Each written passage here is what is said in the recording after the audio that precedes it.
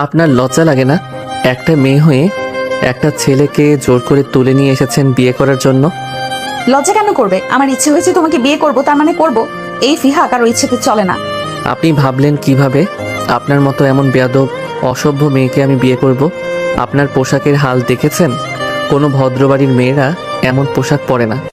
আরে তুমি কোথাও জানো না, টাকা যত বেশি হয় পোশাক তত ছোট হয়। এসব টাকার কামাল। সেসব আপনাদের মতো বড়লোক বিগড়ে যাওয়া মেয়েদের জন্য। আমারও ঘরে বোন আছে, আর আমাদের টাকা পয়সাও কম নাই। আমার বোন পর্দা ছাড়া বাড়ির বাইরে যায় না। সেখানে আপনি আমার মতো পরপুরুষের সামনে স্লিভলেস হাতা জর্জেট শাড়ি পরে আছেন, তাও আবার এমন শরীর বের করে পরেছেন। শরীরের প্রতিটা ভাঁজ স্পষ্ট। আরে বাস, বিয়ে নাই হতে এত খুঁটিয়ে দেখা শুরু করে দিছো জান? এখনো তো কত কিছু বাকি, বিয়েটা হোক তারপর দেখাবে কোথায় কোন ভাঁজ। বেহায়া বেশরম মেয়ে মানুষ, শুনুন, আমাদের বাড়িতে সবাই 5 ওয়াক্ত নামাজ পড়েন।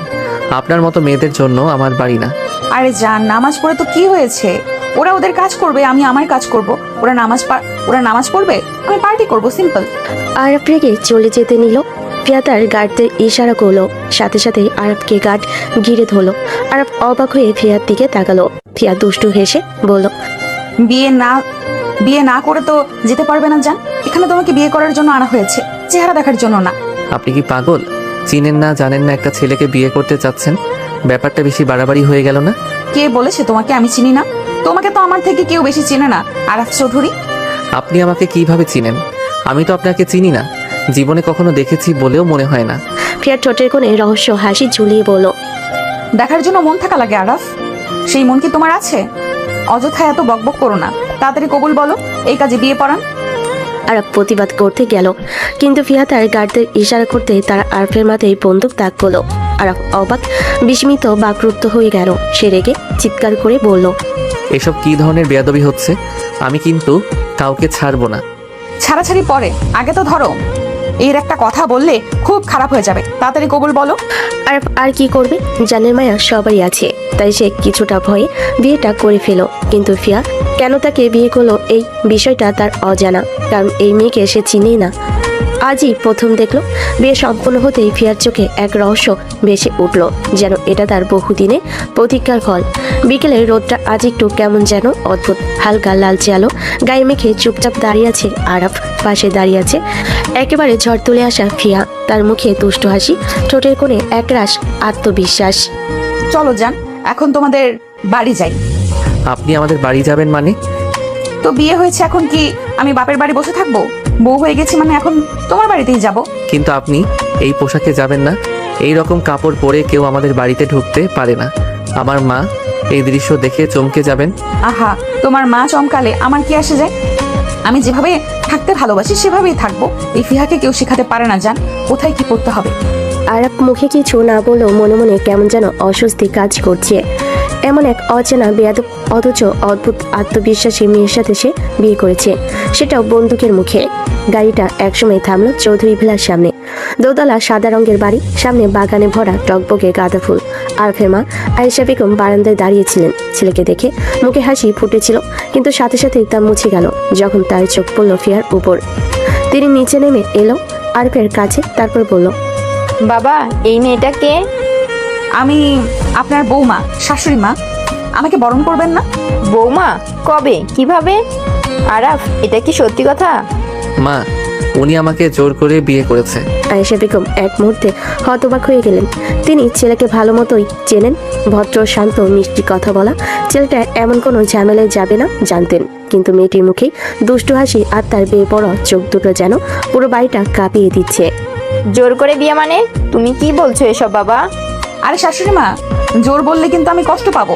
আমি তো ভালোবেসে বিয়ে করেছি জানকে, তবে একটু নাটক ছাড়া প্রেম জমে না। প্রেম? কোন প্রেম? আমি আপনাকে চিনি না, দেখিনি কখনো। তুমি চেনো না, কিন্তু আমি চিনি জান, খুব ভালো করে চিনি। ঘরে একটা অদ্ভুত নীরবতা নেমে এলো, বাতাসও যেন থেমে গেল কিছুক্ষণ। আয়েশা বেগম ছেলের দিকে তাকিয়ে বুঝতে চাইলেন সত্যিটা, কিন্তু ফিয়ার চোখে সেই রহস্যভরা হাসি যেন সব উত্তর গিলে ফেলছে। যাই হোক, এখনকার জন্য ভেতরে এসো, বাইরে দাঁড়িয়ে এসব বলা যায় না। উফ, এই তো আমার শাশুড়ি মা। জান, দেখলে তো আমি বলেছিলাম না শেষ পর্যন্ত সবাই আমাকেই পছন্দ করবে। আপনি বেশি বাড়াবাড়ি করছেন। বাড়াবাড়ি না জান, এখন থেকে আমি তোমার বউ, তোমার ঘরে তোমার পাশে তোমার বালিশে ঘুমাবো। এখন বলো, সামলাতে পারবে তো আমাকে? আরব রাগে ঘরে চলে গেল, কিন্তু দরজার পাশে দাঁড়িয়ে থাকা ফিয়া চুপ করে তার দিকে তাকিয়ে রইল।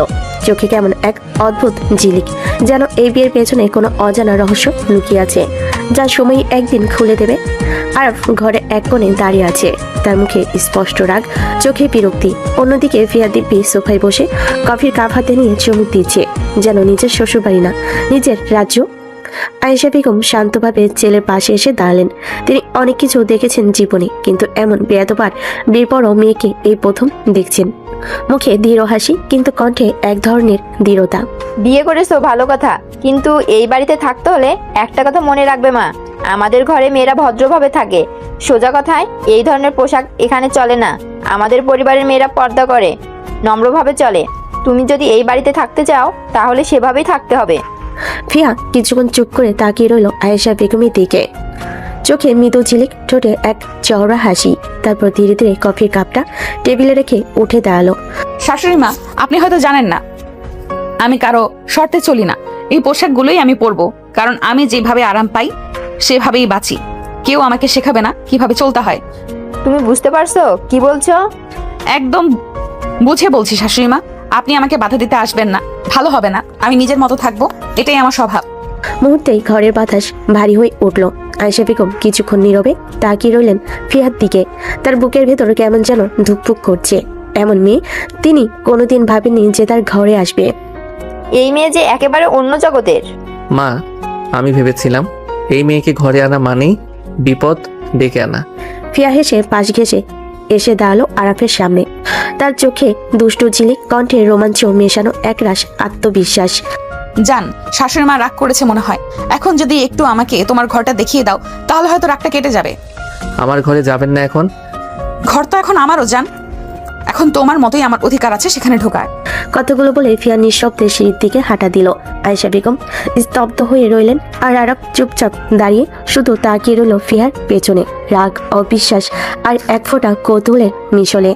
মনে হলো এই মেয়েটার ভেতরে কিছু আছে যা সে এখনো বোঝেনি, কিন্তু একদিন হয়তো সব উলটপালট করে দেবে তার শান্ত জীবনটা। বিকেলের পড়ন্ত আলোটা ঘরে হালকা ছায়া ফেলেছে।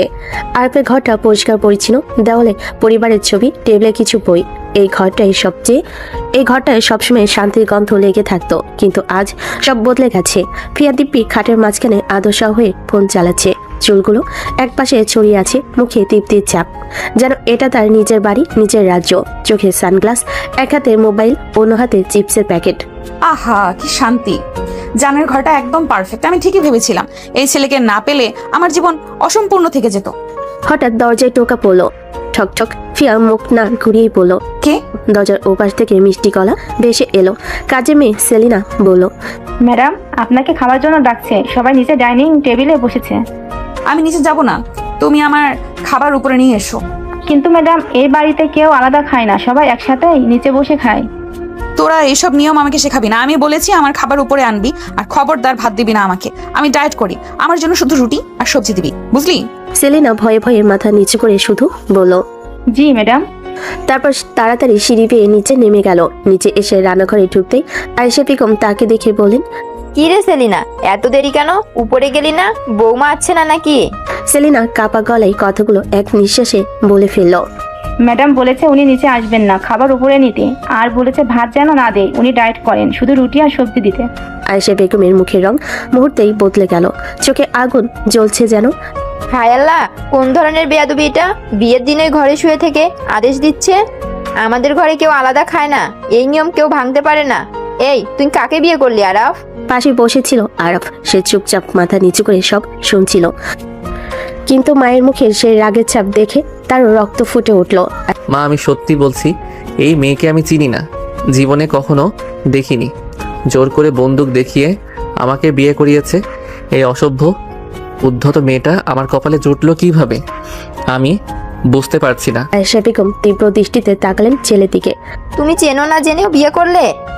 মা, আমি চাইনি এই বিয়ে, কিন্তু ওরা আমাকে বন্দুক ঠেকিয়ে বাধ্য করেছে। ঘরে এক মুহূর্তে নীরবতা। তারপর আয়েশা বেগম চুপচাপ চেয়ার থেকে উঠে দাঁড়ালেন। তার চোখে তীব্র রাগের সঙ্গে মিশে আছে অপমানের ছায়া। আমি এখনই গিয়ে ওর সঙ্গে কথা বলবো। এই বাড়িতে কেউ নিজের নিয়মে চলে না। তিনি সিঁড়ি বেয়ে উপরে উঠতে লাগলেন আর পিছন পিছন গেল। দরজা খুলতে দেখা গেল ফিয়া খাটে শুয়ে টিকটক স্ক্রল করছে, কানে হেডফোন, যেন কিছুই হয়নি। বৌমা, একবার নিচে আসতে বলেছিলাম, তুমি গেলে না। এখন আমি বলছি, এই বাড়িতে থাকতে হলে নিয়ম মেনে চলতে হবে। আলাদা খাওয়া, আলাদা আচরণ, এসব এখানে চলে না। শাশুড়ি মা, আপনি রাগ করলে কিন্তু মুখে দাগ পড়ে যাবে, সাবধান। আর নিয়মের কথা বলছেন? আমার নিজের নিয়মেই আমার জন্য যথেষ্ট। আমি যেমন খেতে চাই তেমনই খাবো। তুমি বুঝে কথা বলছো তো? একদম বুঝে শাশুড়ি মা। আমার খাবার উপরে দেবেন, নিচে আসবো না। আমি আমার মতো বাঁচতে জানি। আয়েশা বেগম স্তব্ধ হয়ে গেলেন। তার মুখে রাগ, লজ্জা আর অবিশ্বাসের মিশেল। তিনি নিচে নেমে গেলেন ধীরে ধীরে। আরফ দরজার পাশে দাঁড়িয়ে শুধু তাকিয়ে রইল ফিয়ার দিকে। তার চোখে একরাশ রাগ, কিন্তু কোথাও যেন এক টুকরো প্রশ্ন। এই মেয়েটার সাহস এতটা কেমন করে? আর কেন জানি মনে হচ্ছে এই বেপরোয়া হাসির আড়ালে লুকিয়ে আছে একটা বড় রহস্য। দরজার পাশে দাঁড়িয়ে আছে আরফ, মুখে রাগ, চোখে ঝড়। সে ঠিক বুঝে উঠতে পারছে না এই মেয়েটা পাগল নাকি নাটক করছে। ফিয়া হঠাৎ চোখ তুলে ওকে দেখে ফেলল। ঠোঁটে দুষ্টু হাসি ফুটে উঠল। ধীরে ধীরে উঠে এসে এগিয়ে গেল তার দিকে। জান, দাঁড়িয়ে আছো কেন? ওখানে আমার ঘরে এসো। আপনার ঘর না, এটা আমার ঘর। ফিয়া হেসে হঠাৎ তার হাত ধরে টান দিল। আর অবাক হয়ে সামলে ওঠার আগে সে তাকে টেনে নিয়ে এলো বিছানার ধারে। তার চোখে একরাশ দুষ্টামি, এক ফোঁটা অধিকার। বিয়ে হয়েছে আজ কয়েক ঘন্টা হয়ে গেল জানো, অথচ তুমি একবারও আমার কাছে এসে তাকাওনি। আমার মতো একটা মেয়ে তোমার পাশে, আর তুমি এত শান্ত। এটা কেমন বল রে? এসব কি আচরণ করছেন আপনি? একটু ভদ্রভাবে কথা বলা শিখুন। আহা, ভদ্রতা সবসময় মানায় না জান। কখনো কখনো ভালোবাসা পেতে হলে একটু পাগল হতে হয়। আপনার মতো মেয়েদের আমি চিনি। আপনার মধ্যে কোনো লজ্জা নেই, কোনো আদব নেই। আমি আপনার কাছ থেকে দূরে থাকতে চাই। ফিয়ার মুখের হাসি মিলিয়ে গেল। তার চোখে এক মুহূর্তে আগুন জ্বলে উঠল। ঠোঁট শক্ত করে কামড়ে নিল সে। ঘৃণা করবে তুমি? ঠিক আছে করো, কিন্তু এই কথা মনে রেখো জান, আমি তোমার বউকে অবহেলা করা যায় না। সে যত রাগী হোক, যত বেয়াদবি মনে হোক, শেষ পর্যন্ত বউ তো বউই। আরফ চুপ করে গেল। তার বুকের ভেতর কেমন যেন অদ্ভুত একটা চাপা অনুভূতি, রাগ, অস্বস্তি, আবার কোথাও একটা অজানা কৌতূহল আছে। তুমি যতই রাগ করো না কেন জান, আমি কিন্তু তোমার জীবনে এসেই যাব। তোমার এই রাগও একদিন ভালোবাসায় গলে যাবে, আমি বাজি ধরলাম। আর কিছু বলতে গেল, কিন্তু ফিয়ার চোখে যে ঝড়টা দেখলো তাতে সে থেমে গেল। ঘরটা নিস্তব্ধ হয়ে গেল। দুজনের নিঃশ্বাসে বাতাস ভারী হয়ে উঠল। ফিয়া চুপচাপ সরে গেল পাশে, চোখ নামিয়ে শুধু বলল, জান, আমি হয়তো তোমার মতো শান্ত না, কিন্তু ভালোবাসতে জানি খুব। একদিন তুমি বুঝবে এই বেয়াদব মেয়েটাই তোমার জীবনের সবচেয়ে বড় পাগলামি আর সবচেয়ে সত্যি অনুভূতি। তারপর ধীরে ধীরে ফিয়া জানালার পাশে গিয়ে দাঁড়ালো। বাইরে রাত নেমেছে, চাঁদের আলো তার মুখে পড়ে ঝলমল করছে। অন্যদিকে আরফ স্থির হয়ে তাকিয়ে আছে। রাগ আর বিভ্রান্তি মিশেলে এক অদ্ভুত নিঃশব্দে বন্দী হয়ে আছে সে। রাতের আধারে তখনও পুরো বাড়িটা ঘিরে ধরেছে। রান্নাঘর থেকে ভেসে আসছে তরকারি গন্ধ। কাজে মেয়ে ট্রে হাতে ফিয়ার রুমে ঢুকলো রুটি আর সবজি নিয়ে। ফিয়া তখন আয়নার সামনে বসে চুলে ব্রাশ করছে। চোখে মুখে রাজকীয় গাম্ভীর্য, ঠোঁটে হালকা রাগের দেখা। কাজের মেয়ে মাথা নিচু করে বলল, আপা খাবেন? রুটি আর সবজি এনেছি। ফিয়া আয়না থেকে তাকিয়ে বলল, ওসব তোমাদের স্যারকে দাও, আমি এসব কিছু খাবো না। কাজে মেয়ে কিছু বলতে চাইলো, সাহস পেল না। আস্তে করে ট্রেটা রেখে নিচে নেমে গেল। আর তখন ডাইনিং টেবিলে বসে আছে। টেবিলের উপরে তার মা আয়েশা বেগম, মুখে গাম্ভীর্য। তিনি ধীরে ধীরে বলেন, আরাফ, তোমার বউকে একটু আদব কায়দা শিখিয়ে দিও। তোমার বাবা বেঁচে থাকলে এমন বেয়াদবি সহ্য করতে পারতেন না। আমাদের পরিবারের মেয়ে বউরা কখনো এভাবে পোশাক পরে না, এভাবে কথা বলে না। সমাজে আমাদের মান সম্মান আছে ছেলে। মা, এই মেয়েকে কেউ বোঝাতে পারবে না। একদম বেয়াদব, জেদি, নিজের মতো চলে। আমি কিছু বললেই চিৎকার শুরু করে দেয়। যে কাজ রেগে হয় না সে কাজ ভালোবেসে হয় বাবা। রাগ করে কিছু বোঝাতে গেলে উল্টো মানুষ দূরে সরে যায়। চেষ্টা করো ভালোবাসা দিয়ে বোঝাও। ভালোবাসা? মা, ভালোবাসা তো দূরের কথা। এই মেয়েকে দেখলেই আমার বমি আসে। এমন অহংকারী, এমন জেদি মেয়ে আমি জীবনে দেখিনি। মায়ের চোখে এক চিলতে হতাশা ফুটে উঠল। বিয়ে হয়ে গেছে আরাফ, এখন এই সংসারটাই আমার বাস্তবতা। স্ত্রী যেমনই হোক তাকে মানিয়ে নিতে শেখা একজন স্বামীর দায়িত্ব। যে স্ত্রীকে তুমি আজ ঘৃণা করছো, কাল হয়তো সেই মেয়ে তোমার জীবন বদলে দিতে পারে। একটু ধৈর্য ধরো বাবা। আর কিছুক্ষণ চুপ করে রইল, মাথা নিচু। মায়ের মনে দাগ কাটছে ঠিকই, কিন্তু মনটা তেমন রাজি হচ্ছে না। খাওয়া শেষ করে চুপচাপ উঠতে গেল সে। আয়েশা বেগম আবার বললেন, ওর উপর চিৎকার না করে একদিন ভালোভাবে বসে কথা বলো।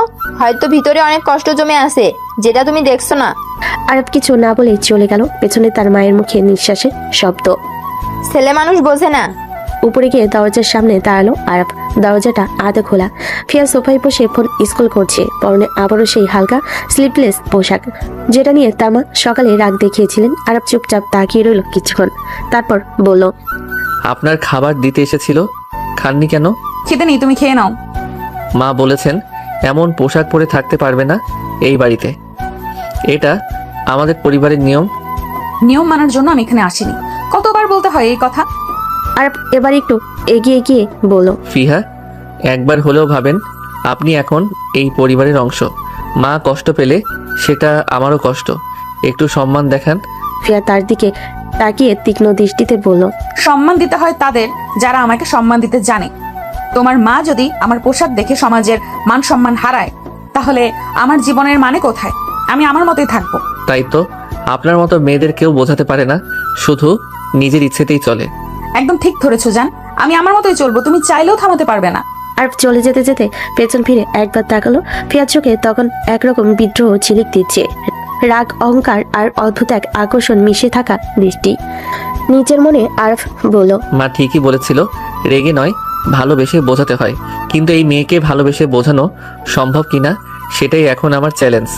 রাত পেরিয়ে যখন সময় এগোতে লাগলো, ঘরটা নীরব। ঘন্টাখানেক আগে ডাইনিং টেবিলে আলো নিভে গিয়েছিল। বাইরের রাস্তা থেকেও শব্দ কম। ঘরটা ছিল ভাষাহীন, কেবল এতটুকু বাতি জ্বলছিল জানালার পাশে। যাদের হালকা আলো ফালিকাটা হয়ে পড়েছে পর্দার ফাঁকে। রাত 12টা। আরব পা দিয়ে ঘরের দিকে এসেছিল। সে হাত দিয়ে দরজাটা খুলে ভিতরে ঢুকতেই দেখলো ফিয়া নিজের আলাপ অভিনয়ে রং তুলছে অদ্ভুত এক ঝিলিক। ফিয়া উঠে দাঁড়ালো, চোখে খুনসুটি, মুখে একটা চওড়া ঠোঁটের বাঁক। আমি সোফায় চলে যাচ্ছি, আপনি বিছানায় শুয়ে পড়েন, আরাম করেন। সিনেমা নাকি গল্প বলছো? বিয়ে হয়েছে, স্বামী স্ত্রী আমরা। আজ রাতটা আমাদের বাসর রাত, তুমি আমাকে আদর করবে। আপনার মতো মেয়ের কাছে আমি কাছে যেতেই অবজ্ঞা অনুভব করি। ফিয়ার চোখে এক মুহূর্তে জ্বালা আর উচ্ছ্বাস দুটি মিশে এক অদ্ভুত অনুভবে রূপ নিল। সে কিছুই বলল না, কেবল গ্রাসে এগিয়ে এসে আরাফের হাত ধরে টেনে আনলো। আমি জোর করব না। তুমি যদি রাজি না থাকো আমি সরে যাই, কিন্তু আজ রাতে আমি চাই তুমি খানিকটা কাছাকাছি হও। আজ আমাদের বাসর রাত, আমার জন্য একটু ভালোবাসা দাও। আরব প্রথমে পিছু হটলো, চোখে লেগে থাকা রাগ আর অপমানের রেশ। কিন্তু ফিয়ার কণ্ঠে এমন ইতস্ততি মেশানো অনুনয় ছিল তা অচেনা অন্যের মতো আরবকে নাড়া দিল। সে নিঃশ্বাস ফেল। অপ্রকাশ্য সমর্থন এবং অব্যক্ত দুর্বলতার মোকাবিলা করতে সে নিজের ভেতর দিয়ে একটুকু কোমলতা বের করলো। আমি কখনো পারবো না আপনার কাছে আসতে। ফিয়া তখন ভান করলো না। তার চোখে সদ্য জাগা আস্থা, মুখে কোমল চাহনি। সে আরবের হাতটা নিয়ে নিজের কাঁধে রাখলো। ফিয়া আরবকে নিয়ে ধীর গতিতে বিছানায় এসে বসে পড়ল। সামনের কোণাটায় একটু দূরত্ব ছিল, আবার কাছে হতে এক ধাক্কা দিয়ে দূরে যাওয়াটা ছিল না। ঘরটা নিঃশব্দ, কেবল নিঃশ্বাস ছাড়া আর হৃদয়ের তালমেলা ভার। জান, আমি তোমাকে জোর করে কিছু করতে চাই না, করাতেও চাই না। আমি চাই তুমি আমায় জানো, ভালো বা খারাপ সবটা জানো। আজ রাতে একটু হও, সামনে থেকে হাতটা ধরো। এটা কিছুতেই সম্ভব না। আপনার কাছে আসতে আমার গা ঘিন ঘিন করছে। আপনার মতো বাজে মেয়ের আশেপাশে আমি থাকতে চাই না। কেবল নিঃশ্বাস আর হৃদয়ের তালমেলাই ভরা। ফিয়ার মেজাজ গরম হয়ে গেল। সে আপোষে আরবকে কাছে পেতে চাচ্ছিল, কিন্তু আরব যে এরকম গো ধরে বসে থাকবে সে সেটা বুঝতে পারেনি। এমন লাস্যময়ী সুন্দরী কাছ থেকে কোনো পুরুষ ফিরতে পারে না। যেখানে ফিয়াকে এক রাতে পাবার জন্য ছেলেটা তার পিছনে ঘুরে, আর আরব তাকে এত কাছে পেয়েও অবজ্ঞা করছে। ব্যাপারটা ফিয়ার ইগোতে লাগলো। সে ধাক্কা মেরে আরবকে বিছানায় ফেলে দিল। তারপর সে আরবের উপর উঠে বসলো। আরব আতঙ্কিত হয়ে গেল। আরব রাগী কণ্ঠে বলল, কি করছেন আপনি এসব? সরুন বলছি। জান, আমি তো তোমাকে সময় দিতে চেয়েছিলাম, কিন্তু তুমি তো আমার ইগোতে হার্ট করলে। আমার মতো সুন্দরীকে তুমি রিজেক্ট করেছো, এর ফল তো তোমাকে ভুগতেই হবে। একদম বাড়াবাড়ি করবেন না বলে দিলাম। আমি আপনাকে মোটেও পছন্দ করি না। পছন্দ করো না তো কি হয়েছে? আজকের পর থেকে তুমি শুধু আমার কথাই ভাববে। আপনি কি চাইছেন? শরীর দিয়ে আমাকে কিনতে চাইছেন? এই আরাফকে কখনো শরীর দিয়ে বশ করতে পারবেন না আপনি। সেটা তো সময়ই বলবে। জান, এখন কাছে এসো, আদর করো আমাকে। কখনো না। আপনার লজ্জা হওয়া উচিত, যেখানে একটা ছেলে আপনাকে রিজেক্ট করছে আর আপনি তাকে পেতে উঠে পড়ে লেগেছেন। এই ফিহা যা চায় তা হাসিল করে ছাড়ে, হোক সেটা আপোষে বা জোর করে। এই কথা বলেছি ফিহা আরবের ঠোঁট দুটো দখল করে নিল। সমানতালে কামড়ে কিস করতে লাগলো। আরব ছটফট করে উঠলো কামড়ের জন্য। মনে হচ্ছে তার ঠোঁট দুটো ছিঁড়ে যাবে, কিন্তু ফিয়া থামলো না। সে একের পর এক কামড় দিতে লাগলো। আরব দিশেহারা হয়ে গেল। একে তো একটা মেয়ে তার কাছে, তার উপর তার শরীরের সাথে তার শরীর স্পর্শ লেগে আছে। আর একটা মেয়ের ঠোঁট যখন একটা ছেলে স্পর্শ লাগে তখন তার শরীরের উত্তেজনা কয়েকগুণ বেড়ে যায়। আর ধীরে ধীরে কন্ট্রোল হারিয়ে ফেলছে। ফিয়া যেন এটাই চাচ্ছে। আরব বেশ কয়েকটা ঢোক গেল। ফিয়া নিঃশাক্ত চোখে তাকিয়ে পড়ল। কি হলো জান, এখন আদর করবে না? আমার ইন্টারেস্ট নেই আপনার প্রতি। ফিয়া নিজের ব্লাউজের বোতাম খুলতে খুলতে পড়ল। সত্যি ইন্টারেস্ট নেই নাকি নিজেকে সংযত করছো? আপনার মতো জঘন্য মেয়েরা তো এমনই হয়, নিজেকে খুলে সবসময় প্রদর্শন করে। আমি এমন কোনো মেয়ের প্রতি আগ্রহী হতে চাই না যাকে সবাই কাছে পেতে স্বপ্ন দেখে। ফিয়া কিছুটা থমকে গেল আরবের কথা শুনে। আর কি সত্যি এত ভালো? একটা মেয়ে তার কাছে নিজেকে বিলিয়ে দিতে যাচ্ছে আর সে গ্রহণ করছে না। ব্যাপারটা একটু বেশি সিনেমাটিক মনে হলো ফিয়ার কাছে। ফিয়া ব্লাউজটাও খুলে ছুঁড়ে মারল, তারপর আরবের একদম কাছে চলে গেল। আরব চোখ বন্ধ করে ফেল। এরকম দৃশ্য সামনে থেকে দেখে নিজেকে কন্ট্রোল করা সম্ভব না। ফিয়া আরবের মুখে দুই পাশে হাত দিল, তারপর ঠোঁটে চুমু দিল, কানে কাছে ফিসফিস করে বলল, এবার নিজেকে কন্ট্রোল করো দেখি, কত সাধু পুরুষ তুমি। আরব তাতে দাঁত চেপে আসে। সে যতই মুখে চাই বলুক, সে একদম কন্ট্রোলের বাইরে চলে গেছে। তারপরও সে বলল, এখনো পর্যন্ত কত পুরুষের ছোঁয়া লাগিয়েছেন আপনার শরীরে, একটা ছেলের ছোঁয়া পেতে উন্মাদ হয়ে যাচ্ছেন। ফিয়া থমকে গেল। কি বলল এটা? আরব তার চরিত্র নিয়ে প্রশ্ন করলো। সে রাগী বদমেজাজি হতে পারে, কিন্তু চরিত্রহীন নয়।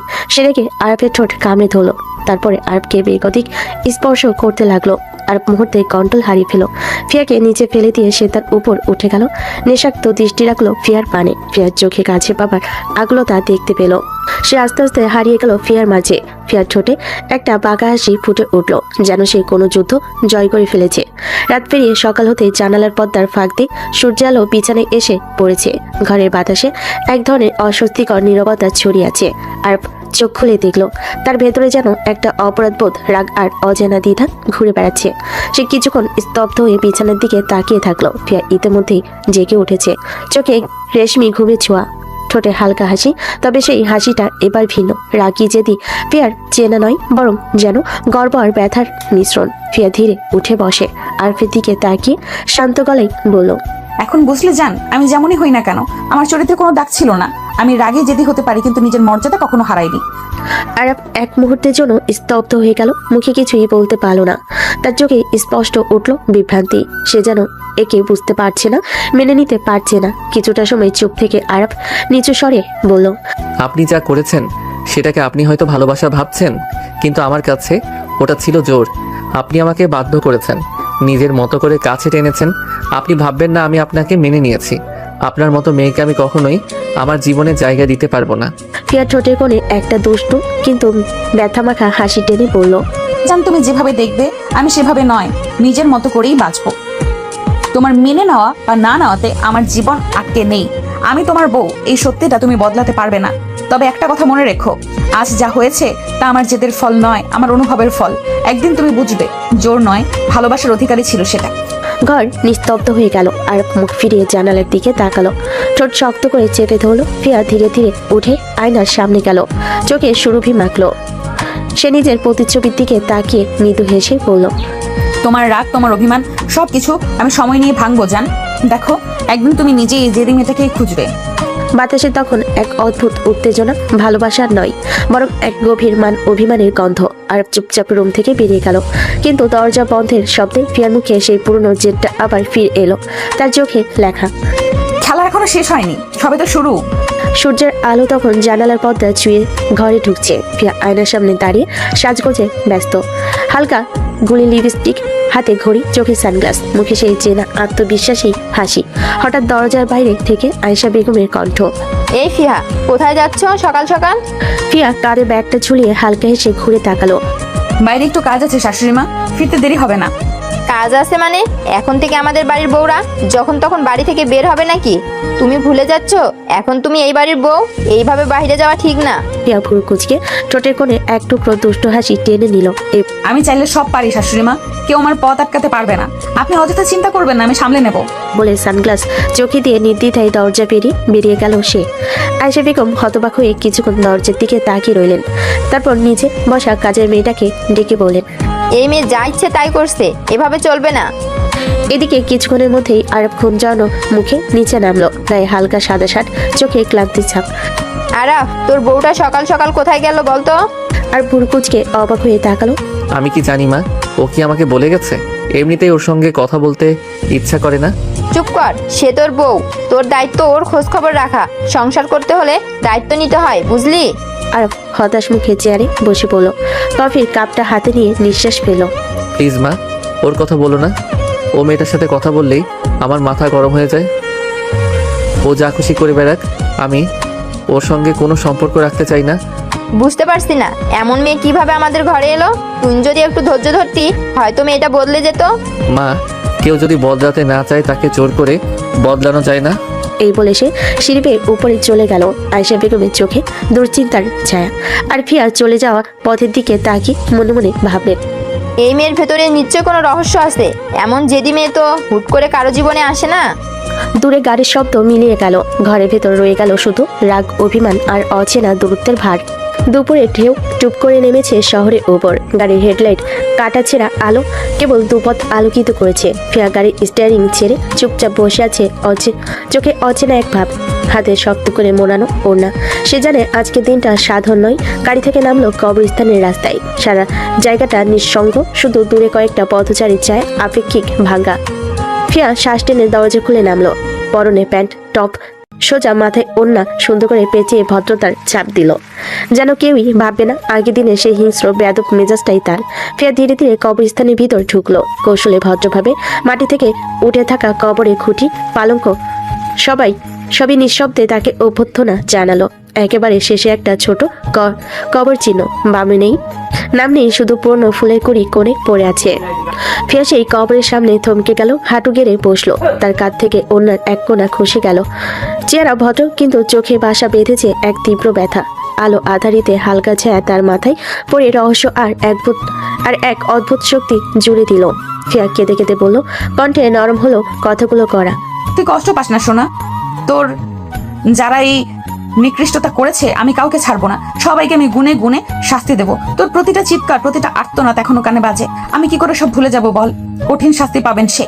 কথাগুলো এক দীর্ঘ নীরবতার মধ্যে জমে রয়ে গেল।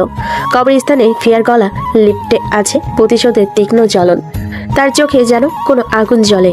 নিজের মধ্যে এক অদ্ভুত অনুগৃহীত শক্তি খুঁজে পাচ্ছে সে।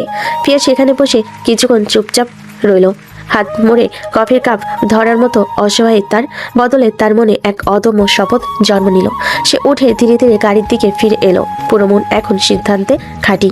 সময় গড়িয়েছে একটা নীরব সিগন্যাল। গাড়ি ছুটলো শহরের অন্ধকার রাস্তায়।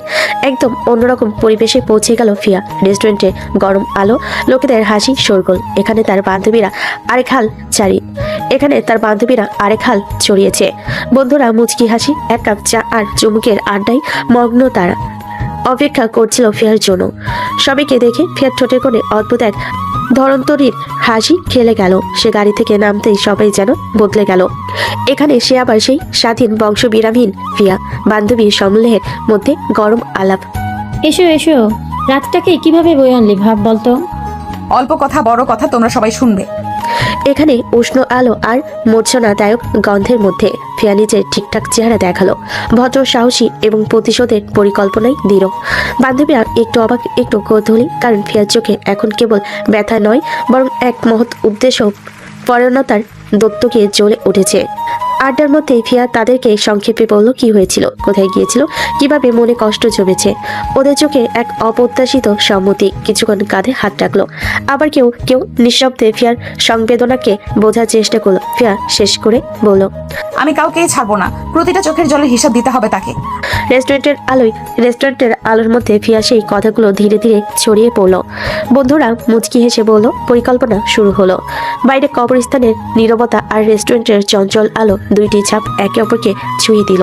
ফিয়ার চোখে লুকিয়ে থাকা রহস্যটা আরো গভীর হলো, কারণ সে জানে শুরু হয়েছে একটি যুদ্ধ, যেখানে প্রেম বা ঘৃণা সবই একই ছায়ায় থাকবে। রাত গভীর হলো।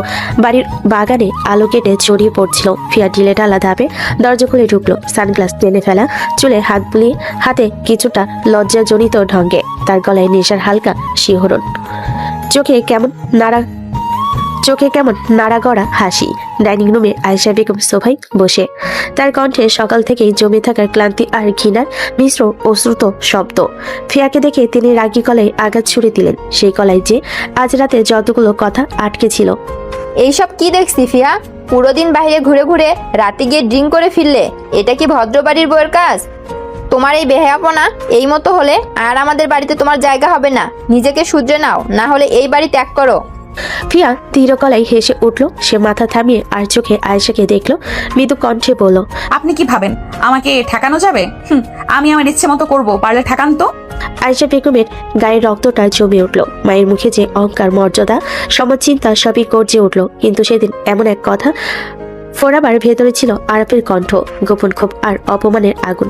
আরব তখনই সিঁড়ি বেয়ে নেমে এসে দাঁড়ালো, তার চোখে রাগ, মুখে কড়া দায়িত্বের চাপ। সে ফিয়ার দিকে তীক্ষ্ণ দৃষ্টিতে তাকিয়ে বলল, মা ঠিক বলেছে।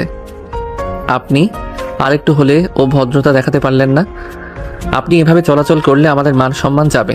তুমি কেমন করে আমাকে ধমকাবে? তুমি তো বলেছো তুমি আমাকে চাও না, তাহলে আমার বিষয়ে কথা বলছো কেন তুমি? এই কথাগুলো আরফের রক্তে আগুন জ্বালিয়ে দিল। মুহূর্তের মধ্যেই তার গায়ে যে অচেনা তীক্ষ্ণতা জেগে উঠল, সেটাই দায়ী হলো ভাঙ্গনটি।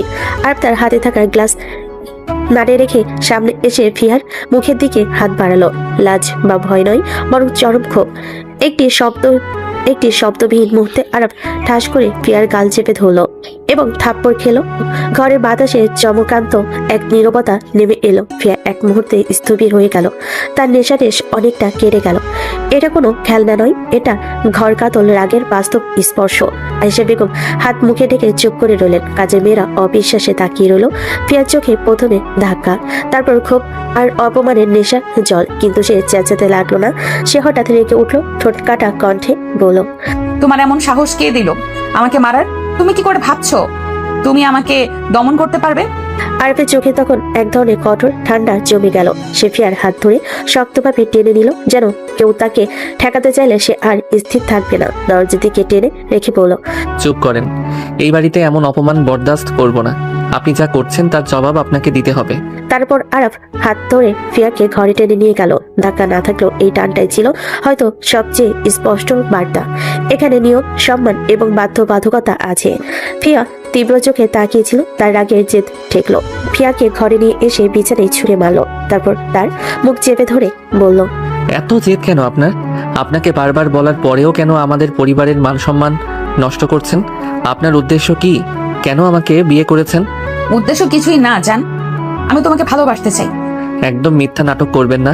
আপনি যদি আমাকে ভালোবাসতেন তাহলে আমার কথা মেনে চলতেন, ভদ্র বউয়ের মতো ব্যবহার করতেন। কিন্তু আপনার মোটেও তা করছেন না। আপনাকে নিজের মতো চলছেন। এটা কোনো ভালোবাসা না। তাহলে তোমার কাছে কোনটা ভালোবাসা? ভালোবাসা মানে একে অপরকে বিশ্বাস করা, ভরসা করা, তার কথা মেনে চলা। ভালোবাসার জন্য মানুষ নিজেকে উৎসর্গ করে দেয়, নিজেকে বদলে ফেলে। কিন্তু আপনি তো তেমন নয়। আপনি শুধু আপনার নিজের কথাই ভাবেন। এমন মেয়ে যাই হোক কারো ভালোবাসার যোগ্য না। ফিয়া তার পরনের টি শার্ট খুলতে খুলতে বলল, তাহলে কোনটা ভালোবাসা জান, আমাকে শিখিয়ে দাও। আপনি যেটা করছেন সেটা বেহায়াপনা। তোমার কাছে আমি বেহায় হতেও রাজি জান। এগিয়ে এসে আরবের ঠোঁটে ঠোঁট ডুবিয়ে দিল। আর প্রথমে চমকে উঠলো, নিজেকে সামলে নিল। সে জানে ফিয়া জেদি। সে যখন যাচ্ছে আরবের কাছে আসবে, তার মানে আসবেই। আরব চাইলেও তাকে আটকাতে পারবে না। ফিয়া ইচ্ছে মতো কিস করে যাচ্ছে আরবকে। একটা সময় পর আরব থাকতে না পারে সেও ফিয়ার ঠোঁটে ঠোঁট ডুবালো। সূর্য মৃদু আলো ছড়িয়ে দিল ঘরের প্রতিটি কোণায়। ফিয়া কানে দুল, হাতে চুড়ি সব সাজিয়ে সুন্দরভাবে শাড়ি পরেছে। চুলকে সরল করে পেছনে বেঁধেছে, চোখে হালকা কাজল। সকালের রোদ যেন তার সৌন্দর্যকে আরো জাগ্রত করেছে। ফিয়া ধীরে ধীরে রান্নাঘরের দিকে হেঁটে গেল। তার ধাপগুলো ভদ্র, হাতের নড়াচড়া পরিমিত। সে জানে আজকে দিনে সে শিখবে, বদলাবে। আয়েশা বেগম রান্নাঘরের পাশ দিয়ে দেখলেন ফিয়ার এই ভদ্র সুশৃঙ্খল রূপ দেখে চোখ বড় হয়ে গেল। ফিয়া তুমি? শাশুড়ি মা, এত অবাক হওয়ার কিছুই নেই। আপনারা বলেছিলেন আমি যেন ভদ্র বউ হই, আজ থেকে আমি চেষ্টা করছি। আয়েশা বেগম কিছুটা খুশি হয়ে হেসে উঠলেন। মনে হলো মেয়েটা সত্যিই বদলাচ্ছে। ফিয়া তার চোখে এক ছোট্ট দৃষ্টি দিয়ে বলল, শাশুড়ি মা, আমাকে রান্না শিখিয়ে দিন। আমি চাই আপনাদের মতো এই বাড়ির জন্য ঠিকঠাক রান্না করতে পারি। আয়েশা বেগম হাতের কাজ থামিয়ে হাসলেন। মনে হলো এই ছোট্ট অনুরোধ ফিয়ার নতুন আচরণ এবং সম্মান শেখার ইচ্ছে ফুটে উঠেছে। তিনি ভেতরে ভেতরে বলেন, হয়তো আজ থেকে এই মেয়েটা কিছুটা হলেও আমাদের সংসারে মানিয়ে নিতে শুরু করবে। ফিয়া ধীরে ধীরে রাধুনির পাশে গিয়ে দাঁড়ালো, চোখে উজ্জ্বল প্রত্যয়। সে জানে আজ থেকে সে শুধুই নিজের ইচ্ছে নয়, এ বাড়ির জন্য নিজের জায়গা তৈরি করবে। সকাল ঘুম ভাঙার সঙ্গে সঙ্গে রোদ ঢুকে পড়েছে রান্নাঘরে। ফিয়া পরিমিত ভাবে সাজিয়ে শাড়ি পেছনে পেতে দাঁড়িয়ে রান্নার কাজ শুরু করেছে। আগের দিনের হিংস্র বেয়াদব মেজাজের পরিবর্তে আছে ভদ্র, সুশৃঙ্খল এবং সতর্ক। টেবিলে বসে আর খাবারের দিকে তাকালো, চমক লুকাতে পারল না। কি ব্যাপার আজ রান্না অন্যরকম লাগছে কেন? মা, তোমার হাতের রান্না তো এমন না। আজ তো ফিহা রান্না করেছে। আর অবাক হয়ে চামচ ধরে থমকে গেল। কি বললে? হ্যাঁ, ঠিকই বলছি, আজকে ফিহা আমার সাথে রান্না করেছে। কি ব্যাপার? সূর্য আজ কোন দিকে উঠলো? যে মডার্ন ড্রেস পরে ঘুরে বেড়ায়, যে সারাদিন বাইরে ঘুরে, সে আবার রান্না করছে। দেখো আরাফ, মডেল ড্রেস যেমন পরতে পারি ঠিক তেমনি সবই করতে পারি, রান্না পরিষ্কার সবকিছু। আমি চাই তোমাদের দেখাতে যে আমি ভালো বউ হতে পারি। আরব বিস্ময়ে চুপ। তার মনের ভেতর এক অদ্ভুত ব্যস্ততা, কিছুটা অবাক, কিছুটা সন্দেহ। আগে যে বেয়াদব ঝগড়াটে মেয়ের সঙ্গে এসে সামলাতে হতো, আজ যে নিজেই তার বদলানো রূপ দেখছে। ভালো বউ হতে চাও? হ্যাঁ, আমি শুধু চেষ্টা করব, শুধু রান্না নয়, সব দিক থেকে আমি এই বাড়িতে মানিয়ে নিতে পারি, মানিয়ে নিতে চাই। টেবিলে বসে আরব অবাক হয়ে ভাবলো, আজকের এই ফিয়া, আগে যে হিংস্র বেয়াদব মেয়েটি, তার সঙ্গে তার পরিচয়, তার আচার সবই যেন অন্যরকম। চোখে হালকা প্রশান্তি, মনের ভেতর অদ্ভুত কৌতূহল। ফিয়া আবার নিজের দিকে তাকিয়ে ভদ্রভাবে খাবার সারতে শুরু করলো। তার চোখে স্বচ্ছ ধৈর্য, মনকে এক পরিকল্পনার ধারা। আরবের মন নড়ছে, কিন্তু সে নিজের মধ্যে লুকিয়ে রাখছে। ফিয়ার এই বদল আর এই সাহস তাকে কিছুটা ভয়ও দিচ্ছে। ফিয়া মনে মনে বলল, এবার দেখো, আমি শুধু রান্না শিখবো না, আমি এই সংসারে আমার জায়গা তৈরি করব, আর কেউ আমাকে থামাতে পারবে না। সকালের আলো, ভদ্রতা আর নতুন অভ্যস্ততার মধ্যে ফিয়ার নতুন দিনের সূচনা। আরব চুপচাপ বসে দেখছে আগামী দিনের এই ফিয়া তার জন্য কেমন চ্যালেঞ্জ তৈরি করবে, তা সে এখনো জানে না। সকালের আলো ভেসে আসছে বাড়ির কাছে জানালা দিয়ে। রান্না শেষে টেবিলে বসে ফিয়া এবং আরব খাচ্ছে। খাবার খারাপ হয়নি, ভালোই হয়েছে। হ্যাঁ, সত্যিই ভালো হয়েছে, আস্তে আস্তে আরো ভালো হয়ে যাবে। আরব খাবার শেষ করে অফিসের জন্য প্রস্তুতি নিচ্ছে। সে শার্ট পরেছে, তাই ঠিক করছে। ঠিক সেই সময় ফিয়া হঠাৎ তার পেছন থেকে এসে তাকে জড়িয়ে ধরল। কি হয়েছে? তুমি তখন অফিস যাবে, আমার একা একা ভালো লাগবে না। ফিয়া আবারও কিছু বলতে গেলে আরব তাকে থামিয়ে বলল, আজ আমার বোন হোস্টেল থেকে বাসায় আসবে, ওর সঙ্গে থাকো, ওর সঙ্গে মানিয়ে যাও। কি বললে? আরে হ্যাঁ, তাই তো, তোমার বোনকে তো এখন পর্যন্ত দেখাই হলো না। বোনের পরীক্ষা শেষ হয়ে গেছে, এখন থেকে বেশ কিছুদিন এখানেই থাকবে, তাই ওর সাথে মানিয়ে থাকো। ফিয়া ধীরে ধীরে আরবের টাই ঠিক করে দিল। একটু আদর করে যাও। আর প্রথমে কিছু না বলে অবাক হয়ে দেখল ফিয়ার চোখে অদ্ভুত উষ্ণতা, ঠোঁটে মিষ্টি হাসি। ঠিক তখনই সে ফিয়ার ঠোঁটে চুম্বন করলো, ছোট কিন্তু গভীর কিস, যার মধ্যে ছিল এক অদ্ভুত আবেশ, রোমান্টিক স্পর্শ। ফিয়া হেসে মুখ সল করে দিয়ে বলল, ভালো, এবার অফিসে চলে যাও। আর ধীরে ধীরে গাড়ির চাবি নিয়ে বের হলো, চোখে হাসি, মনে এক অদ্ভুত কৌতূহল। ফিয়ার আচরণ এবং তার ছোট্ট আদর তাকে আজকের সকালটাই অন্যরকম করে তুলেছে। দুপুরের সূর্য হালকা ঝলমল করছে। আরফের বাড়ির আঙ্গিনা ভরা আলোয় ভরে আছে। সে সময় গেটের বাইরে একটি গাড়ি এসে থামে। দরজা খুলতেই আরফের বোন আহি নামের তরুণী নেমে আসে। আয়েশা বেগম দৌড়ে গিয়ে আহিকে জড়িয়ে ধরে বললেন, কতদিন পর আসলি মা? আহি হেসে মাকে আলতো চুমু দিয়ে বলে, আরে মা, কলেজের এত চাপ যে আসতেই পারছিলাম না। শুনলাম ভাইয়া নাকি বিয়ে করেছে, তো ভাবি কোথায়? ঠিক সেই মুহূর্তে ফিয়া ধীরে ধীরে নিচে নামলো। সে শাড়ি পরেছে, চুল ভালোভাবে বাঁধা, চোখে হালকা কাজল। সকালের ভদ্র আচরণে কিছুটা সতর্কতা এখনো আছে। আহি উচ্ছ্বাসিত হয়ে দৌড়ে গিয়ে ফিয়ার দিকে গেল। তুমি কি আমার ভাবি নাকি? হ্যাঁ, আমি তোমার ভাবি। বাহ, তোমাকে তো আমার অনেক পছন্দ হয়েছে। আচ্ছা, গল্প পরে করিস, আগে বোরকা খুলে ফ্রেশ হয়ে নে। আচ্ছা মা। আহি দ্রুত তার ঘরে চলে গেল, তার চোখে উচ্ছ্বাস, মুখে আনন্দের হালকা হাসি। ফিয়া এবং আয়েশা বেগম একটু হাসি বিনিময় করলো। ফিয়া চুপচাপ দাঁড়িয়ে ছিল। আহির উচ্ছ্বাস তাকে কিছুটা খুশি করলো। মনে হলো সে এখন নতুন সম্পর্কের প্রথম ধাপ স্পর্শ করেছে। ভদ্রতা, পরিচয় এবং পরিবারে নিজের জায়গা তৈরি করার আরফের বোন আহি তার সঙ্গে পরিচয় পেতে পেরে একরকম আনন্দিত। আহি ফ্রেশ হয়ে আসে, মুখে হালকা পাউডার, চুল সুন্দরভাবে বাঁধা, চোখে উজ্জ্বলতা। সে ধীরে ধীরে লিভিং রুমে এসে কফির টেবিলে বসলো। ফেও পাশে বসে, হাতে কফির কাপ, চোখে হালকা রহস্যময়তা। ভাবি, তুমি নাকি ভাইয়াকে জোর করে বিয়ে করেছো? ফিয়া হালকা হাসি দিয়ে রহস্যময় কণ্ঠে বলল, আহি, তোমার ভাইয়ের সাথে আমার গভীর সম্পর্ক, বিয়ে না করে কি করে থাকি বলো? আহি অবাক হয়ে তাকালো। মুখে কিছু বলার আগে ভাবলো হয়তো ফিয়ার কথার মধ্যে কোনো কিছু আছে। সে ধীরে ধীরে জিজ্ঞেস করলো। শুনলাম তোমার সঙ্গে ভাইয়ের কোনো রিলেশন ছিল না, তাহলে সম্পর্ক কিভাবে হলো? ফিয়া চোখে রহস্যের জলজলানি করে ধীরে ধীরে বলল। ভালোবাসার সম্পর্ক ছাড়াও তো কত ধরনের সম্পর্ক থাকে আহি। তোমার ভাইয়ের সাথে আমার তেমনই একটি সম্পর্ক, যাকে বলে আত্মার সম্পর্ক। আমি চাইলেও তো তোমার ভাইকে ছাড়তে পারছিলাম না। ফিয়ার চোখে অদ্ভুত জলজল রহস্য ফুটে উঠল। আহি কিছুই বুঝতে পারলো না। সে চুপচাপ বসে রইল, শুধু ফিয়ার দিকে তাকিয়ে। আহি ভাবলো, ভাবি, তোমার সঙ্গে ভাইয়ের সম্পর্ক সত্যিই রহস্যময়। ফিয়ার হালকা হাসি, চোখের জলজলানি, তার মুখের রহস্যময়তা সব মিলে আহিকে কিছুটা কৌতূহল ও সম্মিলিত করে দিল।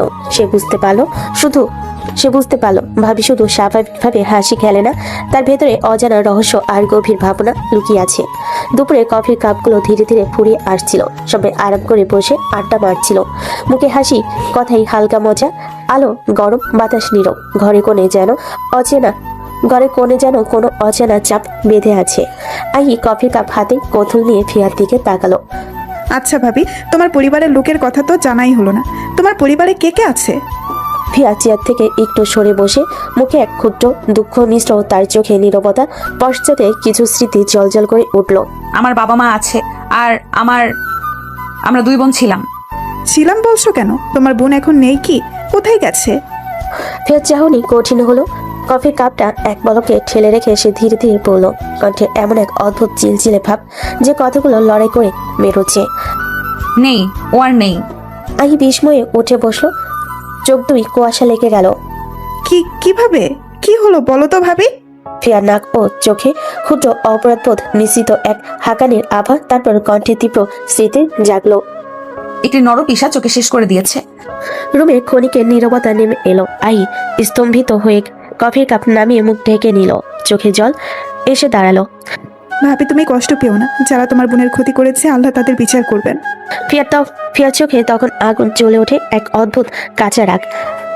বদলা সিনেমার নয়, বরং গভীর ক্ষতির এক অধ্যায় শপথ। সে ধীরে ধীরে কণ্ঠে গিয়ে জানালার পাশে দাঁড়িয়ে বলল, কণ্ঠে এমন এক অটলতা যা ভেতরে ক্ষত আর অশ্রু ঢুকিয়ে দিয়েছিল।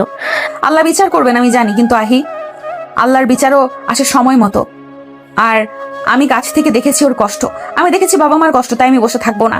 আল্লাহ যদি বিচার না করেন, আমি তার সেরকম পথ খুঁজে নেব, আমি নিজেই বিচার করব তার। আহির চোখ ফেটে গেল। সে ফিয়ার ভয়ঙ্কর প্রতিশ্রুতির মধ্যে কোনো সাহস মিশ্রিত তীব্রতা দেখল। কখনো করুণ, কখনো অগ্নিশর্মা। সে কিছু বলল না, কেবল মুষ্টিবদ্ধ হাত দিয়ে কফির কাপটা আঁকড়ে ধরা ছাড়া ধরল। ভাবি, তুমি এতটুকু বলতে পারো, ওরা কারা? আমি শুনতে চাই, আমি সাহায্য করতে পারি কি? ফিয়া অল্প করে হাসিটা মধু নয়, বরং ধীর ও তীক্ষ্ণ একটি পরিকল্পনার হাসি। না আহি, এখন কথা বলে সব ফায়দা হবে না। আমি বুঝে শুনে এগোচ্ছি। সব সময় শরীরে মরলেই মানুষ মরে না, কিছু কিছু সময় মনে আঘাত করলে মানুষ তার থেকে বেশি ক্ষতবিক্ষত হয়। আই শব্দ ক্ষেপে চুপ। মনের ভেতর এক অদ্ভুত কাঁপুনি বাড়ছে। ভাবি কঠিন, সে বুঝতে পারছে। চোখে যেন কিছুটা ভয়, কিছুটা অনুপ্রেরণা। যদি তুমি চাও আমি তোমার পাশে থাকবো, তুমি বলবে, আমি শুনবো। ফিয়ার চোয়ালে এক মুহূর্তে শান্তি আসে। কঠোরতায় ভরা সঙ্গত কোনো স্নেহের রেখা। তার আশ্রয় হিসেবে আইর পছন্দটা তাকে শক্তি দিল। সে কফির কাপ ফিরে নিয়ে বসে মৃদু চেয়ারটা টানলো। ওদের নাম বলবো না, এখনই নয়। প্রথমে আমাকে সময় দাও, আমি যা করব সেটা আমি নিজেরাই তৈরি করব। কেউ যদি আমার পথে দাঁড়ায় তাহলে সে ছাড় পাবে না। আর অফিস থেকে বেরিয়ে আসলো। শহরের রোড ধরে গাড়ি চালাতে চালাতে তার মনে বারবার ফিয়ার কথাগুলো বাজছে। কেমন করে সে ধীরে ধীরে বদলাচ্ছে, কেমন করে তার চোখে আগের রাগ আর বেখাপা রহস্যের মধ্যে নতুন কোমলতা ভেসে উঠছে। রাস্তায় হঠাৎ একটা ফ্লাওয়ার শপ চোখে পড়লো আর গাড়ি থামিয়ে ভেতরে ঢুকলো। সে ফ্রেশ গোলাপের তোড়া বেছে নিল। লাল গোলাপ হালকা গন্ধে ভরা, প্রতিটা পাপড়ি যেন তার ভাবনাকে বলে দিচ্ছিল। ফুলগুলো হাতে নিয়ে আরব বাড়ি থেকে রওনা দিল। ফিয়া তখন হালকা ক্লান্ত, আরাম করতে বসেছিল। দরজা খোলার সঙ্গে সঙ্গে আরবের হাতে ফুল দেখে চোখ বড় হয়ে গেল। কি ব্যাপার, আজ কেন এত রোমান্টিক? তুমি যখন নিজেকে বদলাচ্ছ, তাহলে আমারও উচিত তোমাকে ধীরে ধীরে মেনে নেওয়া। আমি চেষ্টা করছি ফিহা, আমি সেই চেষ্টা করছি। ফিয়া হালকা চোখ গোল করলো, মিষ্টি এক দুষ্টুমি ঝাপটে ধরে বলল, চেষ্টা? আর চেষ্টা করেছে শুনে তো ভালোই লাগছে। আর ভেসে কপালে হালকা চুমু দিল। তারপর চোখে চোখ রেখে বলল, তুমি জানো না, তোমার এই দুষ্টু মিষ্টি দৃষ্টি আমার পুরো দিনটাই আলোয় ভরিয়ে দিচ্ছে। ফিয়া হেসে নরম হয়ে গেল। সে আরাফের পাশে হালকা চেপে বসলো, হাতের তাল মিলিয়ে নিয়ে বলল, আচ্ছা এবার দেখি তুমি কত ধৈর্য ধরো। আমি তো আমার রোমান্টিক আচরণ কখনোই বন্ধ করব না। আরাফ হালকা হাসি দিয়ে ফিয়ার হাত ধরে বসে রইল। দুজনের চোখে মুখে সেই মিষ্টি মিলন, রোমান্টিক হাসি আর হালকা অপ্রকাশিত আবেগ ভেসে উঠল। ফুলের গন্ধ, ঘরের আলো আর দুজনের নীরবতা সব মিলিয়ে এক নতুন অধ্যায়ের সূচনা। রাতের আলো ঘরে কোণে নরম ছায়া ফেলে ফিয়ার তার ঘরে ঢুকলো। দরজা হালকা বন্ধ করে সে ধীরে ধীরে শাড়ি খুলে ফেলে আর একটি সুন্দর কোমল নাইটি পরল। কাপড়টা হালকা ও নরম রঙে তার গায়ে সৌন্দর্য আরো জ্বলে উঠল। আর হঠাৎ ফিয়াকে দেখে স্তম্ভিত হয়ে রইল। চোখ বড় হয়ে গেল, মনটা যেন হারিয়ে গেল।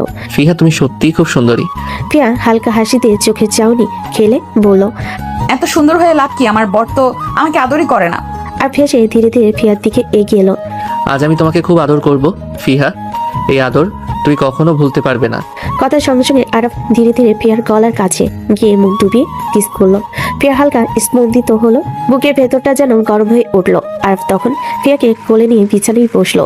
দুজনের শরীর মিলল, চোখে চোখ রেখে হালকা স্পর্শে ও নিঃশ্বাসের তালে মিলিয়ে ফিয়ার রোমান্টিক উত্তেজনা আরো বাড়লো। ফিয়া হালকা হাসি দিয়ে আরাফের কাঁধে মাথা রেখে বলল, এবার দেখি তুমি কতটা ধৈর্য ধরে আমাকে আদর করো। আরাফ চোখ বন্ধ করে ফিয়ার গায়ে হাত বুলিয়ে বলল, আমি শুধু ধৈর্য ধরবো না ফিহা, আমি তোমার প্রতিটি মুহূর্ত, প্রতিটি স্পর্শে থাকবো। আজ রাতের এই আদর চিরদিন মনে থাকবে। রুমের নরম আলো, ফিয়ার কোমল শরীরের গন্ধ, আরবের আবেগ ঘন স্পর্শ সব মিলিয়ে এক রোমান্টিক ঘন্টা চলে গেল। এটা ছিল তাদের প্রথম সত্যিকারের ঘনিষ্ঠ রাত, যেখানে স্বামী স্ত্রীর আবেগ, ভক্তি আর প্রেম একত্রে মিলল। ফিয়া আরবের ঠোঁটে মৃদু চুমু দিয়ে বলল, তোমার কাছে থাকতে এই রাত কখনো শেষ না হোক। আরব ফিয়াকে জড়িয়ে ধরে ধীরে ধীরে বলল, ফিহা, আমরা একে অপরের জন্যই জন্মেছি। আজ থেকে তোমার সব দিন, সব রাত আমিময় হবে। সন্ধ্যায় নরম আলোয় শহরের এক কোণে পার্কটা যেন হাসছে, চুপচাপ, শান্ত আর রঙিন। ফিয়া, আহি, আরাফ আজ অনেকদিন পর একসাথে বেরিয়েছে। সবার মুখেই হাসি, চোখে উচ্ছ্বাস। আরফ হাতে ক্যামেরা নিয়ে বলল, এই ফিহা, একটু দাঁড়াও তো, সূর্যের আলোয় তোমাকে দারুণ লাগছে। একটা ছবি তুলে নেই? ছবি তুলে কি করবে? পরের বার দেখবো প্রোফাইলে রেখে দিয়েছো মাই অ্যাংরি ওয়াইফ টার্নড কিউট লিখে। ওটা কিন্তু খারাপ আইডিয়া না। তোমরা 1 মিনিট ঝগড়া না করলে শান্তি পাও না, তাই না? তিনজনই হেসে উঠলো। তারপর ওরা পার্কের ভেতর হাঁটতে লাগলো। সবুজ ঘাসের গন্ধ হালকা বাতাসে চুলে উঠছে। ফিয়া হঠাৎ বলল, আমি ফুচকা খাবো, অনেকদিন খাইনি। আজ তোমার যেটা ইচ্ছে সেটাই হবে ম্যাডাম ফিহা চৌধুরী। বাহ, আজ তো ভাইয়া একদম ভদ্র হয়ে গেছে, যা বলা হচ্ছে সব শুনছে। ওরা তিনজন ফুচকার দোকানে গেল। ফুচকাওয়ালা কাচের ভেতর থেকে মচমচে ফুচকা তুলছে, ঝাল মিষ্টি পানি ঢালছে। ফিয়া মুখে একটা ফুচকা নিয়ে বলল, আহা, এটা খাওয়ার সময় মনে হয় সব রাগ, দুঃখ, চিন্তা উধাও হয়ে যায়। আরব তাকিয়ে রইল ওর দিকে, চোখে নরম হাসি। তোমার হাসিটা দেখেই তো আমার সব চিন্তা উধাও হয়ে যায়। ওফ, আজকে ভাইয়ার ডায়লগ লেভেল অনেক বেশি। বুঝছি, আজ আমার স্বামী খুব ভালো মুডে আছে। তিনজন মিলে মজা করতে করতে পার্কের বেঞ্চে বসে আইসক্রিম খেলো, হাসলো, ছবি তুললো। সূর্য ঢলে পড়ছে, বাতাসে হালকা ঠান্ডা ভাব। আরব চুপচাপ ফিয়ার হাতটা ধরল। ফিয়া কিছু না বলে তার দিকে তাকিয়ে মুচকি হেসে বলল, জানো, আজকের দিনটা একদম গল্পের মতো লাগছে। গল্পের নায়িকা তুমি হলে গল্পটা সুন্দর হবেই। তোমরা একবারও ভাবো না আমি আছি পাশে? এত রোমান্টিক ডায়লগ দাও কিভাবে? তিনজনের হাসির শব্দে চারিদিক ভরে গেল একটা স্বস্তির বিকেল, যেখানে রাগ নেই, অভিমান নেই, শুধু মিষ্টি হাসি, ভালোবাসা আর অগাধ শান্তি। বিকেলের রোদ তখন একটু নরম হয়ে এসেছে। পার ঘুরে সবাই হালকা ক্লান্ত, কিন্তু মনটা ভীষণ ফুরফুরে।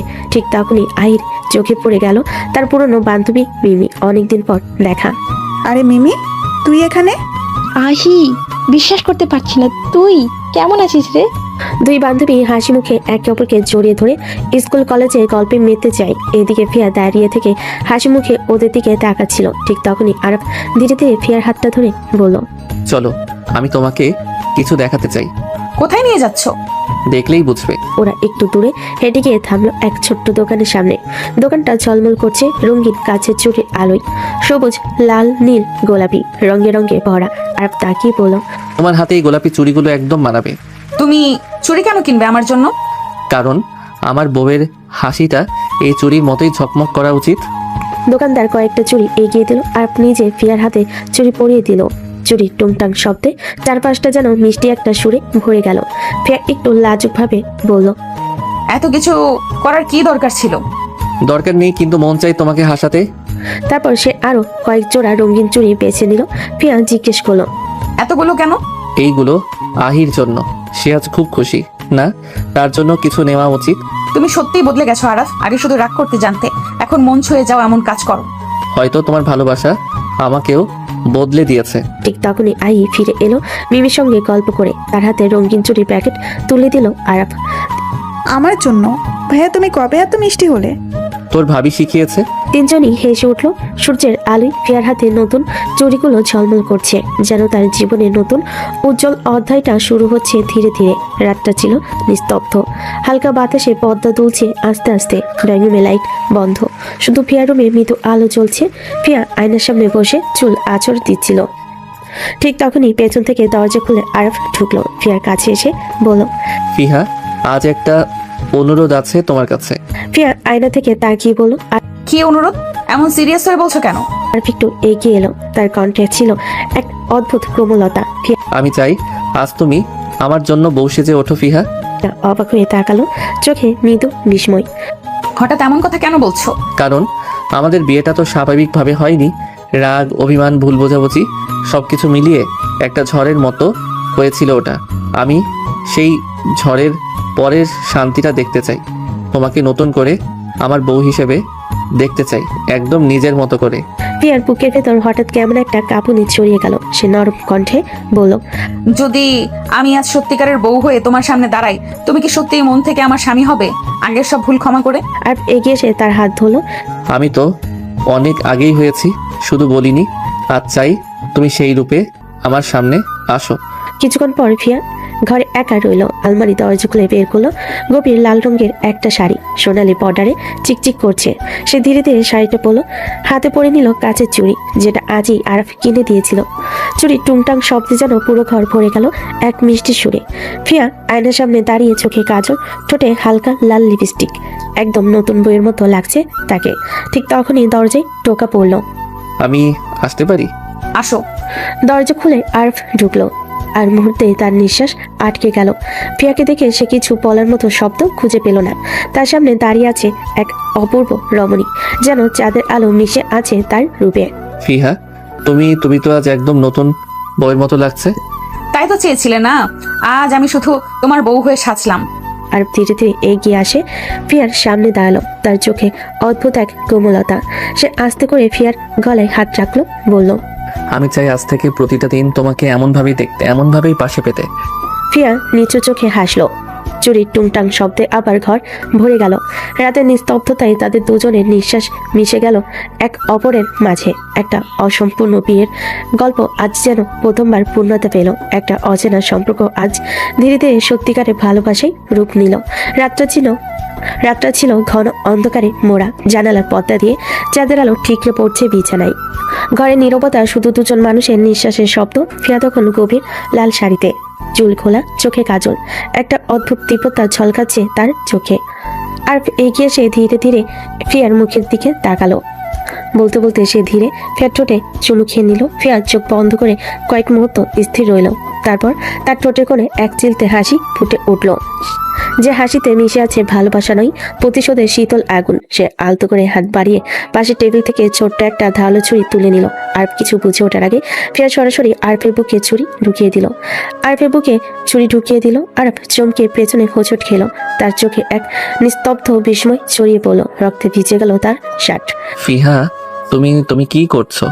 ফিয়ার চোখে যেন আগুনের মতো দাহ চলছে, ঠোঁট কাঁপছে, কিন্তু কণ্ঠে তীব্র প্রতিশোধের ঝড়। কেমন লাগে আরাফ, ভালোবাসার মানুষের কাছ থেকে চুরির আঘাত পেতে কেমন লাগে বলো? আরব বিস্মিত, নিঃশ্বাস নিতে কষ্ট হচ্ছে তার। তুমি কি বলছো ফিহা? কেন এটা করলে?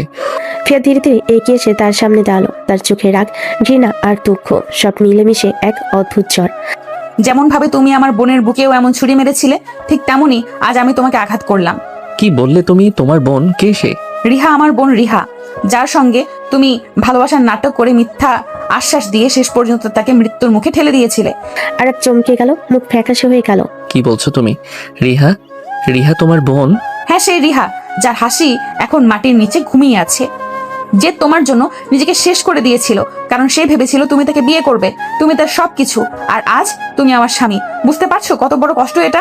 ফিহা, আমি শপথ করে বলছি আমি রিহার মৃত্যুর সঙ্গে জড়িত নই। আমি তাকে ভালোবাসতাম না, কিন্তু কখনো ক্ষতি করিনি। সে ভুল বুঝেছিল আমাকে।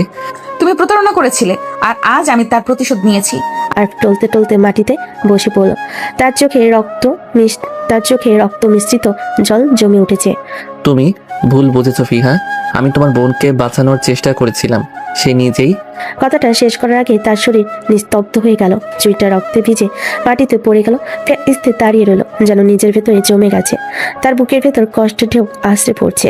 ফিয়া ভাবলো, আমি ভুল করলাম নাকি সঠিক? আমি তোকে প্রতিশোধ দিলাম, কিন্তু কেন মনে হচ্ছে আমি নিজেরই এক অংশকে মেনে ফেললাম? বাইরে তখন বজ্রপাত হলো, জানালার পর্দা উড়ে গিয়ে চাঁদের আলো এসে পড়লো ফিয়ার মুখে, যেখানে একসাথে জ্বলছে চোখের জল আর অপরাধবোধের ছায়া। রাতটা নিস্তব্ধ, হালকা বাতাসে জানালার পর্দা উঠছে, চারিদিকে অদ্ভুত এক নীরবতা। ফিয়া তখন দ্রুত বেরিয়ে গেছে আরফের ঘর থেকে। মুখে কোনো শব্দ নেই, চোখে রক্তলাল ছায়া, মুখের ভেতর ধকধক করছে প্রতিশোধের জয় আর অজানা শূন্যতা। এদিকে আইহি দোতলায় এসে হঠাৎ দেখলো আরফের ঘরের সামনে দরজা ফাঁকা দিয়ে কিছু গড়িয়ে আসছে। দৃষ্টি নিচে নামতে তার চোখ স্থির হয়ে গেল। রক্ত মেঝে বেয়ে বেরিয়ে আসছে, যেন কেউ লাল রং ছড়িয়ে দিয়েছে সাদা টাইলসের উপর। আই তীব্র চিৎকার করে উঠলো আর ভাইয়া, মা ভাইয়ার ঘরে রক্ত। এসে বেগম ছুটে এলেন। দরজা খুলতেই বুকটা হিম হয়ে গেল আর মাটিতে পড়ে আছে বুকের কাছে ছুরি গেঁথে, চারপাশে শুধু রক্তের লাল সাগর। হায় আল্লাহ, আমার ছেলে কে করলো এটা? আই কাঁদতে কাঁদতে ভাইকে বুকের মধ্যে তুলে ধরেছে। ভাইয়া চোখ খোলো, ভাইয়া কিছু বলো না দয়া করে। তার দুজন মিলে রক্তে ভেজা আরবকে দ্রুত হাসপাতালে নিয়ে যায়। হাসপাতালের লাল বাতি জ্বলে উঠছে, ডাক্তারদের ছোটাছুটি, সবকিছু যেন এক দুঃস্বপ্নে পরিণত হলো। এদিকে ফিয়া তখন নিচে পাইতে রুমের বাতি নিভিয়ে বসে আছে একা, চোখ শুকিয়ে গেছে, ঠোঁট কাঁপছে। তার হাতে একটা পুরনো ডায়েরি, রিহার ডায়েরি। ধীরে ধীরে পাতা উল্টাচ্ছে, প্রথম দিকে পাতাগুলো জুড়ে রিহার লেখা। আজ আরাফ আমাকে দেখলো, হাসলো, আমার মন ভরে গেল। আজ আরাফ বলল আমি সুন্দর, আমি জানি সে আমাকে ভালোবাসে, আমি একদিন তার বউ হব। পাতা উল্টাতে উল্টাতে ফিয়ার চোখ ভিজে যায়, তার মুখে এক চিলতে হাসি, তিক্ত বেদনায় মোড়া। কিন্তু যখন সে শেষ পাতায় পৌঁছালো, সেখানে এক অচেনা সত্য তার সামনে চুরি হয়ে গেঁথে যায়। শেষ পাতায় রিহার কাপা কাপা হাতে লেখা। ফিয়া আজ আমি জানলাম যাকে এতদিন আরাফ ভেবে ভালোবেসেছি সে আসলে অন্য কেউ, কলেজের এক সিনিয়র যে আমার সরলতাকে ব্যবহার করেছে। আমি ভাবছিলাম সে আমার আরাফ, আমার ভালোবাসা, কিন্তু সে আমাকে হোটেলে ডেকে নিয়ে গেছে, আমার বিশ্বাসকে ছিন্ন ভিন্ন করে দিয়েছে। আমি তোকে দোষ দিচ্ছি না আরাফ, আমি জানি তুই কিছু জানিস না, কিন্তু আমি আর বাঁচতে পারবো না, আমার ভেতরটা শেষ হয়ে গেছে। ও আমাকে খুব লিখেছে। রাতে ডায়েরিটা কাঁপছে, চোখ দিয়ে অঝরে জল পড়ছে, তার মুখ থেকে একটাই শব্দ বেরিয়ে এলো, না, এটা মিথ্যে, এটা হতে পারে না। সে নিজের চোখকে বিশ্বাস করতে পারছে না। মাথায় হাত দিয়ে বসে পড়লো মেঝেতে, বুক থেকে চাপা কান্নার আওয়াজ বেরিয়ে এলো। আমি কি করে ফেললাম আল্লাহ? আমি কি করলাম যে মানুষটি নির্দোষ, আমি তাকে মেরে ফেললাম? আমি আমার নিজের হাতে সব শেষ করে দিলাম। তার চোখের সামনে ভেসে উঠছে আরফের মুখ, সেই মৃদু হাসি, সেই স্নেহ ভরা চোখ। আর এখন সেই চোখ চিরতরে নিভে গেছে তার হাতের আঘাতে। ফিয়া চিৎকার করে কাঁদছে। রিহা, তুই কেন কিছু লিখিস নি আগে? কেন তুই মরার পরে আমি এগুলো দেখলাম না? কেন তুই আমায় ভুল বুঝতে দিলি? আমি যা শত্রু ভেবেছি সেই তো তোর ভালোবাসা ছিল। বাতাসে তার কান্নার শব্দ প্রতিধ্বনিত হচ্ছে, ডায়েরির পাতা উড়ে যাচ্ছে আর এক এক করে পাতা যেন বলছে তুই দেরি করে ফেলেছিস ফিয়া। এদিকে হাসপাতালের করিডোরে লাল বাতি এখনো জ্বলছে, ডাক্তাররা ভেতরে কাজ করছে। আয়েশা বেগম চোখে পানি, চুপচাপ দোয়া করছেন। আর দূরে এক কোণে বসে আই ফিস ফিস করে বলছে, ভাবি তুমি কোথায়? তুমি কি জানো তোমার জন্য ভাইয়া মৃত্যুর সঙ্গে লড়ছে? ফিয়ার পা কাঁপতে কাঁপতে ছুটতে লাগলো। আরফের ঘরে দরজা খোলা, মেঝেতে লাল দাগ আর রক্তে ভেজা চিহ্ন। তার বুক থামা ঝিম হয়ে এলো। কাজের লোক সেলিনা ছুটে এসে দেখে ভয়ে কাঁপতে কাঁপতে বলল, সেলিনা আপা, তোমার স্যার কই? ম্যাডাম, স্যারকে হাসপাতালে নিয়ে গেছে লোকজন। ফিয়া কানে এক সোনার শব্দ পাননি। হাসপাতালের নাম জানতে চাইতেই মনে হলো পৃথিবীটা খুলে যাচ্ছে। সে ঝট করে গাড়ি নিয়ে হাসপাতালের পথে ছুটে গেল। রাস্তা যেন ধীরে ধীরে বারবার কাঁপছিল তার পায়ের তলায়। মনের ভেতর একটাই গান, রিহার অউচ্ছল মুখ, নারীর শেষ পাতায়, আর সেই চুরি। কি করে সে এক মানুষকে আঘাত করলো তা বিশ্বাস করতে পারছিল না। হাসপাতালের হালকা সাদা আলো, ডাক্তার নার্সের তরতাজা গতি, সব কিছু যেন ফাঁপে ভেসে উঠছে। ফিয়া দৌড়ে ভিতরে ঢুকে চিৎকার করে বলল, কোথায় আছে আমাকে বলুন, আমার স্বামীকে কোথায় নেওয়া হয়েছে? এক তরুণা কর্মচারী দৌড়ে এসে উত্তরে বলল, ওকে জরুরি বিভাগে নেওয়া হয়েছে স্যার, অপারেশন চলছে, দয়া করে অপেক্ষা করুন। ফিয়া বারবার কণ্ঠ চেঁচিয়ে উঠল, সে সে চেয়েছিল অন্তত একবার আরবের চোখে তাকিয়ে বলতে, আমি ভুল বুঝেছিলাম, তুমি নির্দোষ। কিন্তু এখন সময় নেই। কথা চলে এসেছিল শেষ হয়ে যাওয়ার কাছে। কয়েক মিনিটের মধ্যে আয়েশা বেগম এসে পৌঁছালো ফিয়ার সামনে। তার গায়ে সেই কঠোর গম্ভীরতা, চোখে বেদনা আর ক্ষোভের মিশেল। ফিয়া জানলো এই মুহূর্তে আর যোগ্য কানো ভাষা নেই যা এই মহিলার রাগ দমন করতে পারে। আয়েশা বেগম ফিয়ার দিকে তীক্ষ্ণ আহ্বানী দৃষ্টিতে তাকিয়ে বলেন, তুমি এটা করছো তাই তো? আমার ছেলের জীবন নষ্ট করার জন্য এখানে এসেছিলে? তুমি যে কোনো ভদ্র না, তুমি আমাদের ঘরের কালসাপ। যাও, এখনই চলে যাও এখান থেকে। আমি তোমাকে আমার ছেলের কাছাকাছি থাকতে দেব না। এর চোখে চেরা চিহ্ন। তার মনের ভিতর থেকে একটি দীর্ঘ আত্মনাদ ছুটে এলো। সে ছুটিকে আয়েশা বেগমের পা জড়িয়ে ধরে ঝাঁপিয়ে পড়লো। কণ্ঠ কেঁপে বলে, মা, মারেন না, আমার ভুল হয়ে গেছে। আমি ভুল বুঝে এমন একটা কাজ করে ফেলেছি, আমাকে ক্ষমা করে দিন। আমি সামলে নেব। আমি ক্ষমা চাইছি। আয়েশা বেগমের চোখে মুহূর্তে তীব্র ভ্রুকুটি উঠল। তিনি এক পা পিছিয়ে এসে যেন শক্তভাবে নিজের মর্যাদা আর বঞ্চিত আবেগকে নিয়ন্ত্রিত করলেন। কণ্ঠে বরফের মতো কড়া সুরে বললেন, কি ক্ষমা চাও তুমি? যে নারী নিজের স্বামীর বুকে ছুরি চালায়, এমন কালসাপকে আমি আমার সংসারে ঠাঁই দেবো না। ফিয়ার হাত বুকের উপর নিয়ে কেঁপে কেঁপে সে বলল, মা শুনুন, আমি বুঝতে পারছি না কি করলাম। আমি বিচলিত ছিলাম, রাগে অন্ধ ছিলাম। রিহার সেই ডায়েরি পড়ে আমি পাগল হয়ে পড়েছি। আমি মাফ চাই। আপনি আমাকে কঠোর শাস্তি দিন, কিন্তু দয়া করে আপনার ছেলেকে বাঁচান। আয়েশা বেগমের গলা চিৎকার জুড়ে উঠল। তার কণ্ঠে ছিল শাসনের মতো কঠোরতা, কিন্তু ভিতরে ছুঁয়ে থাকা মাতৃত্ব ব্যথাও ছিল। শাস্তি? কি শাস্তি?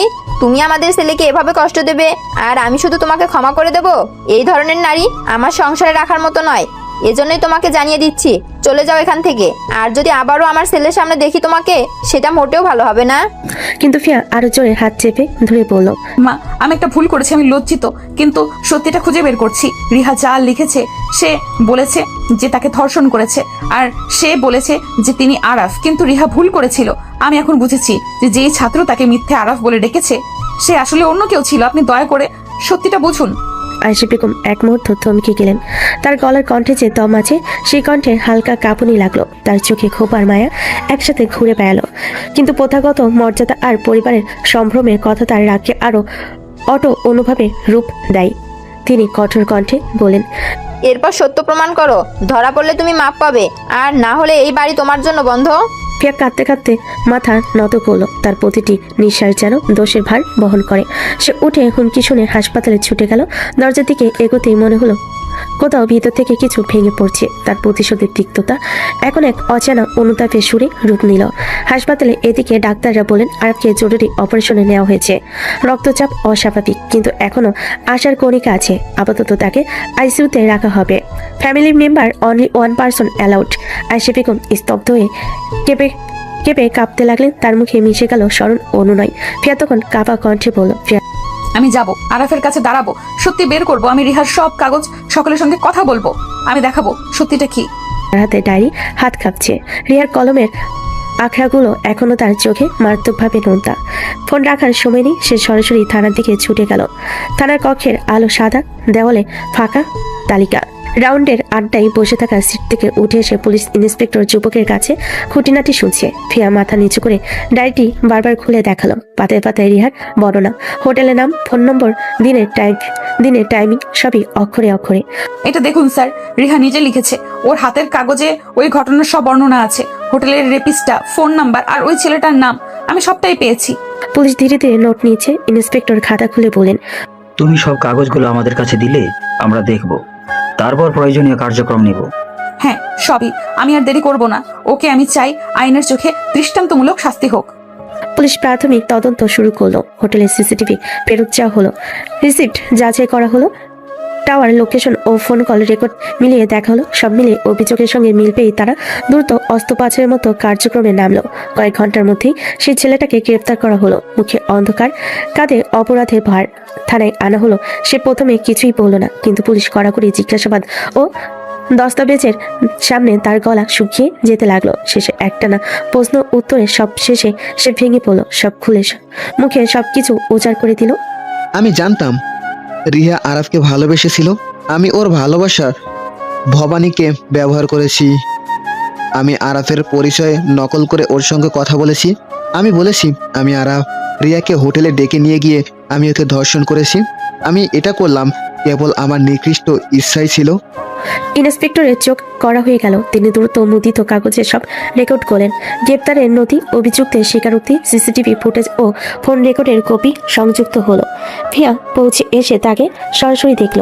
ওর মুখে কোনো অনুশোচনার ছাপ নেই, বরং ভয়ের একটা অনাদরী ভাঁজ। ফিয়ার ভেতর কিছু ভেঙে পড়লো। রিহার স্মৃতি তার কণ্ঠে গলা কেঁপে উঠল। সে আর চাপা থাকতে পারল না। আগে সব কষ্টের বদলে আজ যেন থেমে না থাকা ক্ষোভ জেগে উঠল। সে ধীরে ধীরে এগিয়ে গিয়ে সেই ছেলেটার সামনে দাঁড়ালো। ছেলেটা চুপচাপ মুখ নামিয়ে দিল। তুমি কি সাহস করে এটা করেছো? আমার বোনকে তার নির্দোষ মুখটে, তার বিশ্বাসে তুমি কিভাবে? ছেলেটার গলা কম্পয়মান, আর সে লুকাতে পারল না। তাকে পুলিশের সামনে দাঁড় করিয়ে ইন্সপেক্টর সংরক্ষিত প্রশ্ন করলে সে আবারও সব স্বীকার করে নিল। ফিয়ার মন তখন অতৃপ্ত কান্না আর রাগের মিশেলে অবচেতন কণ্ঠে বলল, তুমি রিহাকে কষ্ট দিলে, ওর জীবন শেষ করলে। আজ আমি তোমার বিচার চাই। তারপর এক মুহূর্তে সে ছেলেটার গাল চাপড়ে 4টে থাপ্পড় দিল। একটি গলদ ছিল, এমনটি যেন রিহার বেদনাকে একটা হলো প্রতিফলিত হলো। সুযোগটা শেষ করে ফিয়া পুলিশের দিকে ফিরে তাকালো। ওকে নিয়ে যান, আইনের কঠোর শাস্তি দিন। আমি চাই ওকে কঠোর শাস্তি দিন। কেউ যাতে আর কোনো নির্দোষ মেয়েকে এমন প্রতারণা স্বীকার করতে না পারে। আমরা প্রমাণের ভিত্তিতে মামলা নিব এবং দ্রুতই আদালতে তার বিরুদ্ধে অভিযোগপত্র দাখিল করব। তাকে বিচারের জন্য প্রেরণ করা হবে। পুলিশ বাঁধাকপি মন নিয়ে সেই ছেলেটার কুঁচকে পড়া চোখের দিকে আর একবার তাকিয়ে নিয়ে গেল। হাতে নদী, সাক্ষীর বিবরণ, সিসিটিভি ফুটেজ সবই সজ্জিত। ফিয়া একটু দাঁড়িয়ে থেকে চুপচাপ ডায়েরিটা ধরে কেঁপে উঠল। রিয়ার কাগজ আজ তার হাতে নাই, খুঁজে পেয়েছে। নাই পেতেই সে এসেছে। আজ সে নিজের কণ্ঠ থেকে আইনকে ডাক দিয়েছে। ফিয়া ধীরে ধীরে থামলো, মাথা নত করে বলল, আমি চাই শুধু একটাই, রিহার জন্য ন্যায্য ন্যায়, আর যেন কোনো মেয়ের সেই কষ্ট না লাগে। পুলিশের কণ্ঠে সতর্ক প্রতিজ্ঞা শুনে ফিয়া কাপা কণ্ঠে ধন্যবাদ জানালো। তার চোখে সমান মিশেছিল শোক আর প্রশান্তির ক্ষুদ্র আলো। সাদা হাসপাতালের কক্ষে হালকা ওষুধের গন্ধ। জানালা দিয়ে আসা আলোটা আরফের মুখে পড়ছে। তার বুকের পাশে ব্যান্ডেজ, স্যালাইনের টিউব ধীরে ধীরে টিপ টিপ করে নামছে। চোখ দুটো হালকা খুলে গেল ধীরে। একটু অচেনা দৃষ্টি নিয়ে চারপাশে তাকালো সে। কিছুক্ষণ পর দুর্বল কণ্ঠে বলল, মা। আয়েশা বেগম ছেলেকে নড়তে দেখে হঠাৎ চমকে উঠলেন। তার মুখে তৃপ্তি আর কান্না একসাথে জড়িয়ে গেল। তিনি দৌড়ে গিয়ে ছেলের হাতটা ধরে বললেন, বাবা, তুই জেগে উঠেছিস? আলহামদুলিল্লাহ, আল্লাহর অশেষ রহমত যে তুই এখনো বেঁচে আছিস। পাশে দাঁড়ানো আহি চোখের পানি মুছতে মুছতে বলল, ভাইয়া, তুমি আমাদের সবাইকে ভয় পাইয়ে দিয়েছিলে। এক মুহূর্তের জন্য মনে হচ্ছিল তুমি আর চোখ খুলবে না। আর একটা হালকা হাসি দিল, চোখে একটুখানি খোঁজার ভাব। মা, ফিহা আসেনি? আয়েশা বেগমের মুখের রং মুহূর্তেই বদলে গেল, কণ্ঠ শক্ত হয়ে গেল তার। খবরদার, ওই মেয়ের নাম মুখে নিস না। ওই মেয়েই তোকে এই অবস্থায় এনেছে, আর এখন তার নাম শুনবো আমি? না রাফ, আমি তোকে ওই ঘরের দোরগোয়ারও ঢুকতে দেবো না। আরফের চোখে অবিশ্বাস ভরে উঠল। সে কিছু বলতে গিয়ে কষ্টে থেমে গেল। মা, তুমি ভুল বুঝছো। ফিহা খারাপ না, হয়তো কিছু একটা ভুল হয়েছে। ভুল? এই ভুলেই তো আমার ছেলেকে প্রায় মেরে ফেলেছিল। তুমি জানো না ও কি করেছে? তোমার বুকের মধ্যে ছুরি চালিয়েছে ও। আমি আমার ছেলেকে মৃত্যুর মুখ থেকে টেনে এনেছি, আর তুই এখন তার নাম নিচ্ছিস? আরফ নিঃশব্দ হয়ে গেল। পাশে দাঁড়ানো আহি মাথা নিচু করেছিল, কাঁদছিল চুপচাপ। ঠিক সেই সময় বাইরে থেকে একটা কণ্ঠ শোনা গেল, মা, আহি, আমাকে একবার দেখতে দিন, একবার। আয়েশা বেগমের মুখ সঙ্গে সঙ্গে গম্ভীর হয়ে গেল। দরজার কাছে গিয়ে দাঁড়িয়ে বলেন, ফিরে যাও, তোমার এই মুখ আমি আর দেখতে চাই না। ফিয়া হাঁপাতে হাঁপাতে কাছে দরজার সামনে দাঁড়িয়ে বলল, মা, আমি জানি আমি ভুল করেছি। আমি সত্যিই বুঝতে পারিনি কি করছি। আমি ভেবেছিলাম আরাফি আমার বোনের মৃত্যুর কারণ। আমি বুঝিনি যে সে নির্দোষ। আমার ভুল হয়েছে মা, আমাকে একবার দেখতে দিন ওকে, একবার মাত্র। আয়েশা বেগমের চোখ লাল হয়ে উঠল, গলা কেঁপে উঠল। তোমাকে আমি আগেও বলেছিলাম আমার ছেলে থেকে দূরে থাকতে। বলেছিলাম তোমার ছায়াও যেন না পড়ে ওর জীবনে, কিন্তু তুমি শোনোনি। আজ দেখো, তোমার কারণে আমার ছেলেটা মৃত্যুর মুখ থেকে ফিরেছে। এখনো কি চাও ওকে মেরে ফেলতে? ফিয়া হাঁটু গেড়ে বসে পড়ল দরজার সামনে। তার কণ্ঠ কাঁপছে, চোখে অঝোর জল। আমি ওকে মেরে ফেলতে চাই না মা, আমি শুধু ওর সামনে দাঁড়িয়ে ক্ষমা চাইতে চাই। আমি জানতাম না, সব ভুল আমার। আমি ওর শ্বাসের কাছে ফিরে যেতে চাই, একবার শুধু। ভেতর থেকে আই কাঁদতে কাঁদতে দরজার কাছে এগিয়ে এলো। মা, ওকে একবার দেখতে দাও। ভাইয়া তো ওর নাম নিচ্ছে বারবার। ও যদি দেখতে পায় ভাবি এসেছে, হয়তো মনটা শান্ত হবে। আয়েশা বেগম তাকালেন মেয়ের দিকে, তারপর ফিয়ার ভিজে মুখের দিকে। মুহূর্তের জন্য মনে হলো তার বুকের ভিতর যেন কিছু নরম হয়ে গেল, কিন্তু পরক্ষণেই চোখ শক্ত করে নিলেন তিনি। না, এখন না।